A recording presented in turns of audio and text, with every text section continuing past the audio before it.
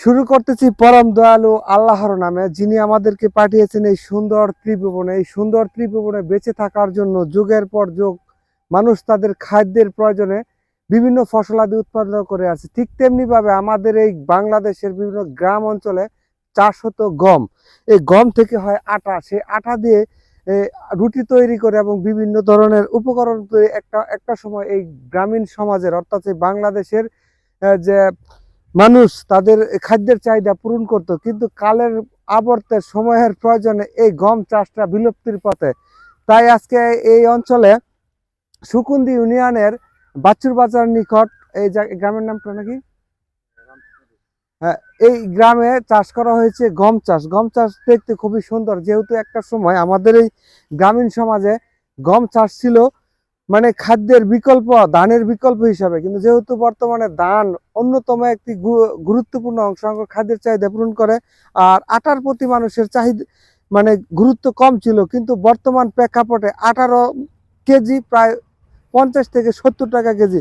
আর এরকম দেশীয় গম বর্তমানে পাওয়া খুবই কষ্টকর। তবে এই গমের দৃশ্যটা আপনাদেরকে দেখাচ্ছি। আর গম চাষ বর্তমানে নাই বললেই চলে। আস্তে আস্তে আমি আপনাদেরকে আরো কিছু দৃশ্য দেখাচ্ছি। বিশাল পরিসরে এই গম চাষটা করা হয়েছে, আপনারা দেখতে পাচ্ছেন।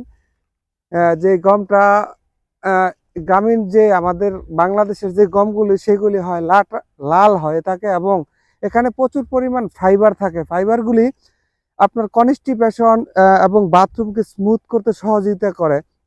আর আমরা যে প্রক্রিয়াজাত গমগুলি আটাগুলি বাজার থেকে প্যাকেটজাত অথবা বিভিন্ন ব্র্যান্ডের খেয়ে থাকি, সেইগুলি থেকে যে ফাইবারটা আসলে আলাদা করে নেওয়া হয়, সেই জন্য সেগুলি হয় সাদা। কিন্তু এই এই গমের যে গমগুলি এখানে চাষ করা হয়েছে, সেই গমগুলির আটা খেতে খুব সুমিষ্টি হয়। রুটিগুলি যখন তৈরি করা হতো একটা সময় মিষ্টি হয়। কিন্তু গমের ফলন এই অঞ্চলে, আমাদের অঞ্চলে ভালো হলেও একটা পর্যায়ে গমের চাষের প্রতি কৃষকরা আগ্রহ হারিয়ে ফেলে, অন্যান্য চাষের দিকে মনোযোগ করে।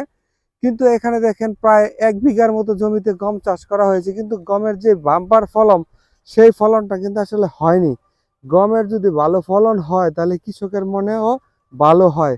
সে ভালো থাকার এবং রাখার জন্যই কৃষক আপ্রান্ত চেষ্টা করে তার জমিতে 6 মাস বা 3 মাস অন্তর অন্তর যে ফসল উৎপন্ন হবে, সেই ফসলটি হবে অর্থকারী, সেই ফসলটি হবে তার দরকারি।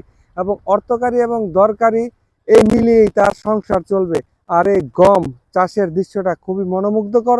সেই মনোমুগ্ধকর দৃশ্যটা আমি আপনাদেরকে আমার ক্যামেরা বন্দি করে আপনাদেরকে দেখালাম।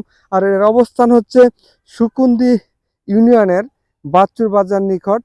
এবং এর যে দেখতেছেন রাস্তাটা চলে গেছে জামতলা, আর এই পাশ দিয়ে চলে গেছে হচ্ছে বাচ্চু বাজার। আর এখানে ছড়িয়ে ছিটিয়ে রয়েছে বসতবাড়ি, রয়েছে ফসলি জমি। দেখতে পাচ্ছেন কিষানি তার ছাগল এখানে ঘাস খাওয়ানোর জন্য নিয়ে আসছে, এবং ছাগলও রয়েছে। আর এই ক্ষেত্রে চাষ করা হয়েছিল সরিষা। সরিষার প্রতিও ছিল একটা সময় কৃষকের অনেকটা ভরসা। আর সরিষার তেল, অরিজিনাল তেল পেতে হলে অরিজিনাল সরিষা দিয়েই ভাঙায় নিতে হবে। এই শামীম ওসমান ব্যাপারী, এই গম ক্ষেতের নিকট থেকে। সবাই ভালো থাকবেন।